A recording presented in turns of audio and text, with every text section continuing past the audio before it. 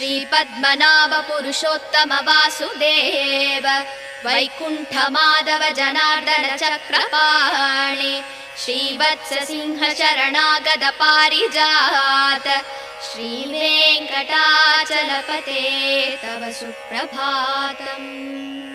कन्दर्पदर्पहर सुन्दर दिव्यमूर्ते कान्ताकुचाम्बुरुह गुड्मललोल दृष्टे कल्याण निर्मल गुणाकर दिव्य कीर्ते श्रीवेङ्कटाचलपते तव सुप्रभातम्।